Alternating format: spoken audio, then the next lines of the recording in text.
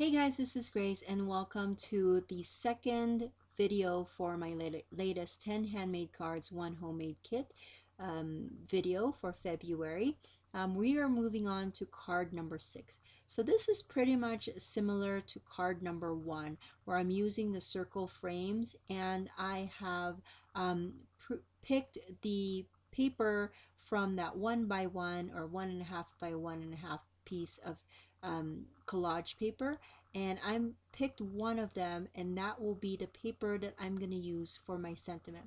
I had used one of my wooden stamps, and I actually stamped it with some Versamark and then used the same black American Crafts embossing powder that I used for card number 1, and then heat embossed that sentiment, "You're too kind," on there. And then for the rest of the circles, I went back to the die cuts because I really love that pack and there's so many images that I can use in that. So I am just going to be picking a bunch of random um, die cuts on there, and then I'm going to use that to fill in the circles. Now some of the circles will be open and that will be adhered to this solid blue paper because I am going to be tucking in some of the images instead of covering up the whole circle. So some of them, as you can see, like that cat with the unicorn head, and then also just that headband with some unicorn. Now those things were just tucked in as well, but I had to trim some of that off so that it won't go over to the next circle. And then with these ones, I'm just using some mini dots and then tucking them in here and there. And that's basically my card. I am going to add some rhinestones to that just because I have them already on hand, and part of the goal for the series is to use up what I have. And so I'm gonna go a little crazy with the rhinestones, but it's all for fun. I love how this turned out, and it really made me rethink the use or made me rethink my use of pre-made die cuts, because they not only are useful for my scrapbooking, but as you can see with these cards, they also bring some fun images to cards as well. And so I'm going to mix up the blue and the pink rhinestones, and I'm just gonna overlap them. I will have enough to cover the whole thing. I probably have to move things around as far as the sizes are concerned so that they're pretty much the same size, but I will be able to have enough to cover the entire thing. I will actually, I think I'm gonna be covering up all of those corners there. So yeah, at first I just wanted to do the center, but I'm gonna go overboard and just go for it because I do have the rhinestones, so why not?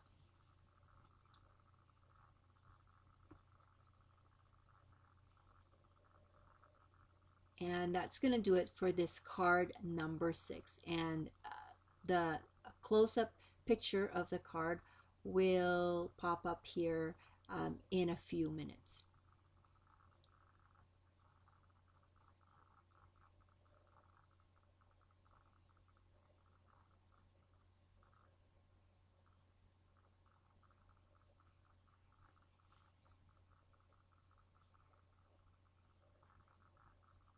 All right, so now we go on to card number 7, and I consider this a pretty simple card for me. I just wanted to use up that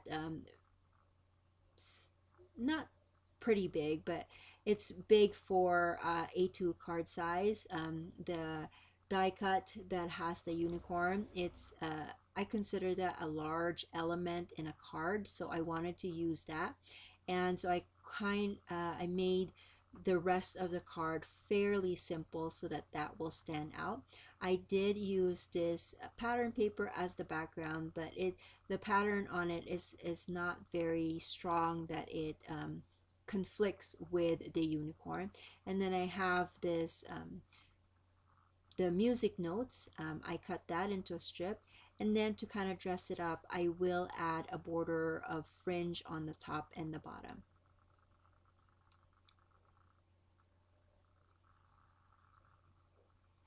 And I make all my cards A2 size, and so if I want to create a frame to go around my card foundation, or so that you can see some of my card base, I usually just trim all of my elements a little bit smaller than 4 1/4 by 5 1/2. So usually it's about 4 and 5 1/4.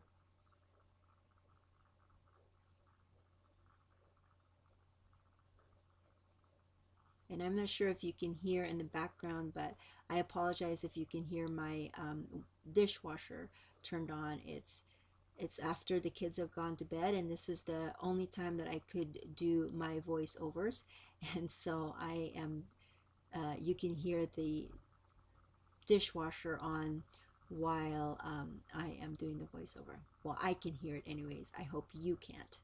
Anyway, so I cut out a square, and that's going to be the frame that will house my unicorn. I will add the scallop square frame that is kind of a leftover from the hello.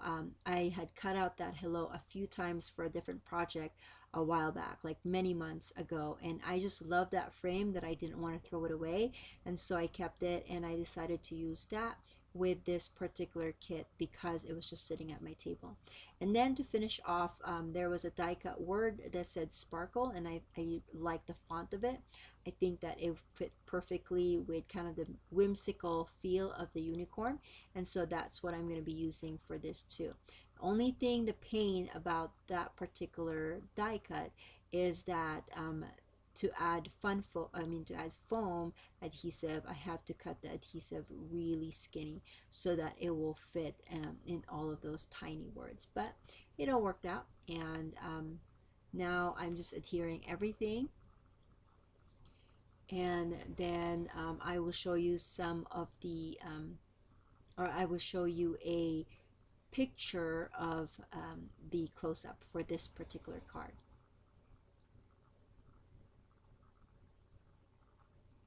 I will add some rhinestones to this just because, again, I have it on my table, so why not? And that's card number 7.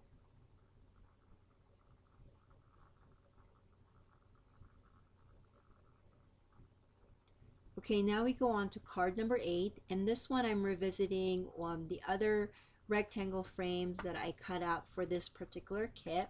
I'm using the one that was cut out with craft cardstock, and this one, the first one that I did here, the first one that I created with this particular frame, I made it into a horizontal card. So to make this a little bit different than the other one, I'm going to make this one a vertical card. So it's the same kind of design where I'm going to back up each of the frames with some pattern paper, and at the previous one I just backed up the 3 smaller rectangles with the same paper, and I'm gonna do kind of the same thing here, but I will add a yellow square, or no, sorry, a yellow rectangle that has my sentiment on the center frame. You will see me do that in a little bit, but now I'm gonna have to go back and add more of the 1/8 inch adhesive strips that I got from scrapbook.com, and that's gonna go on all of those spaces. So I want to just take this a few moments to thank you for subscribing. I appreciate all of your comments and your suggestions. I do read the comments, not as soon as they are posted, but I do read them, and so I appreciate you taking the time to watch my videos. It means a lot to me that you support me, because I am the same way. I watch a lot of YouTubers because I like to be able to support our own community. So I just appreciate your time being here. So now that I have cut both of, or I filled in, backed up both of the sides of the frames, now I was measuring how much or how small this sentiment needs to be in order for it to fit perfectly into that rectangle. So now that I've trimmed that, I'm going to adhere it with some foam adhesive.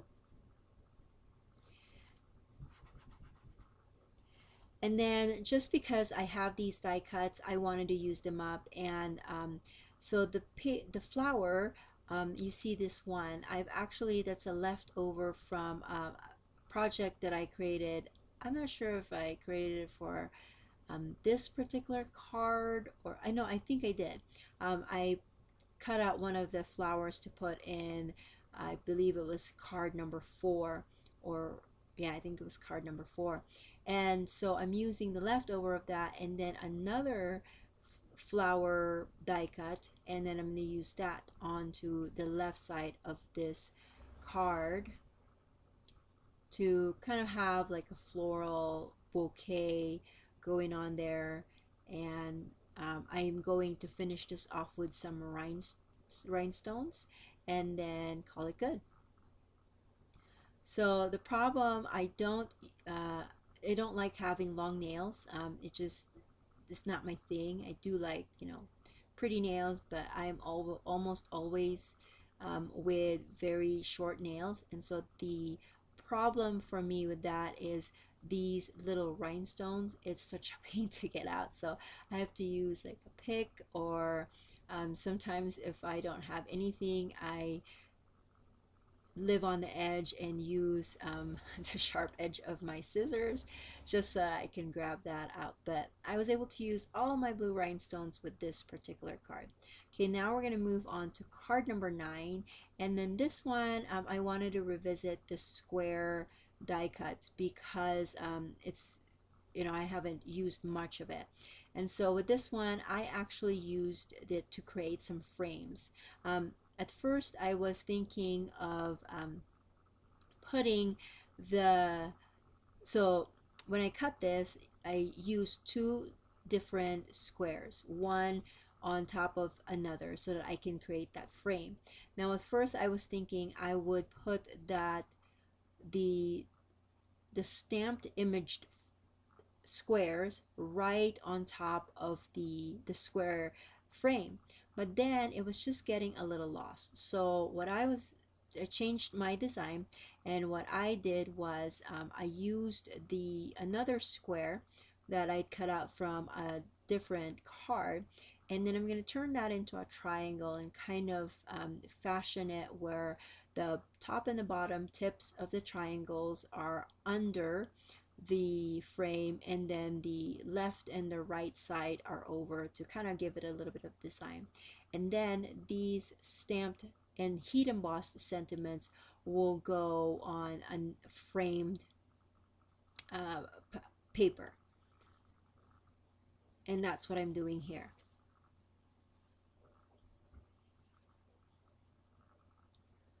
And then I'm going to create a quadrant design with all of the layered frames and then this rectangle piece.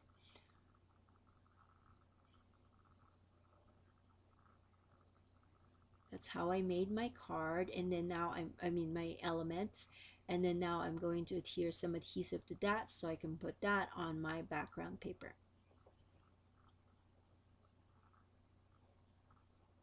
Okay, so now that they're adhered there, now initially I thought, okay, that's a good design and I'm gonna leave it like that because there's a pattern there.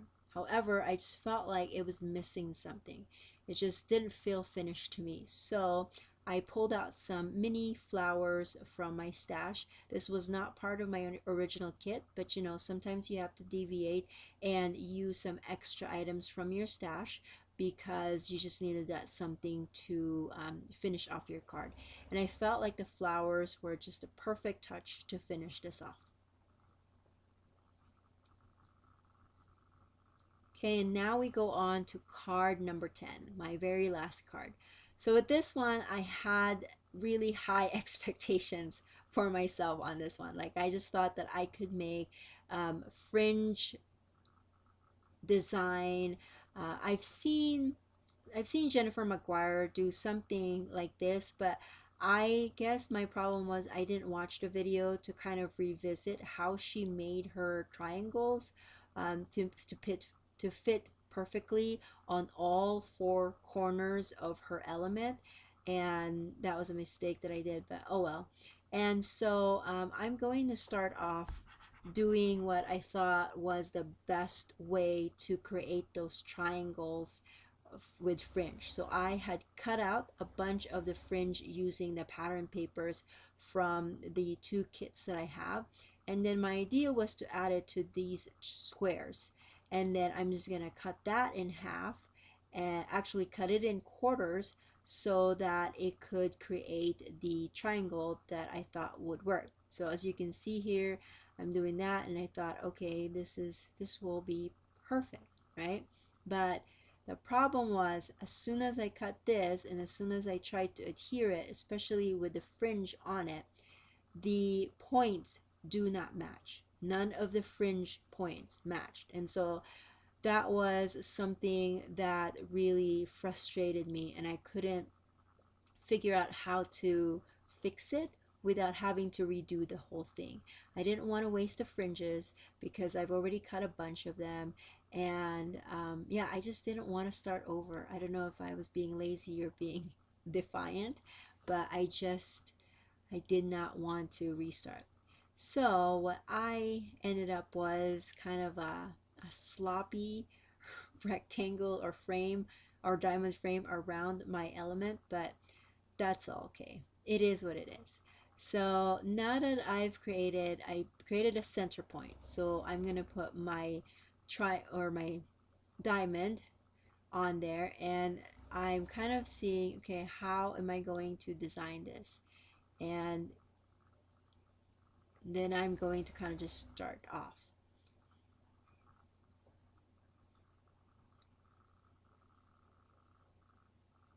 So I did not delete all this because I wanted you kind of to see that yeah, I make mistakes a ton of times, but it is what it is. So I think my problem is because, see right here, when I use the frame to kind of hold my rectangle, there's that piece in the center. So I could not figure out how to make that like perfect so you can still see the fringe, but it's a perfect tip. And so I'm going to give up on that, because what happens was that if I add the next one bigger to that, it would still have that open space of the fringe in the center, and that just bugged me to no end. But like I said, I just, I don't know. Oh, and I forgot that I was following some kind of a pattern with the color, and so I had to pull that one out and then use this one. And then when I trim it, some of the fringe don't, they don't stay.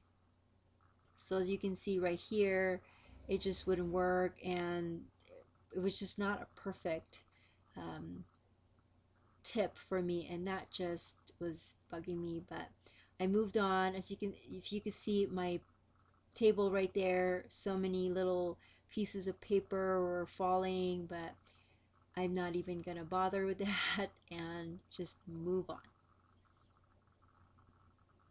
And I mean, at the end of the day, really, it was fine. It wasn't so bad.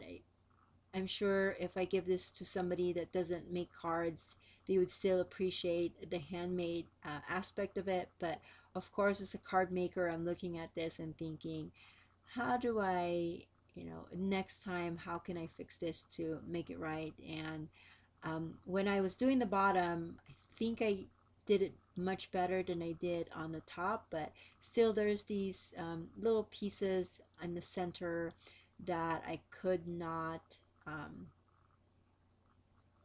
make it perfect. And then, like I said, the fringes with the little pieces, I have to re-adhere them to the edges.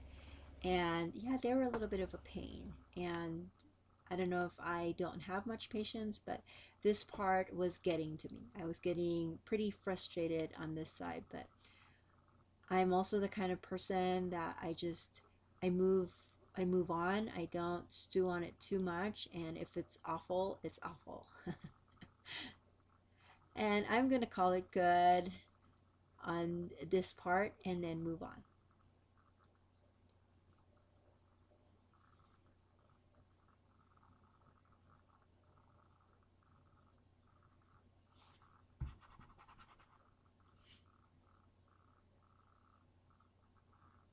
So here I'm just trying to doctor it up so that I can cover some of that paper background piece.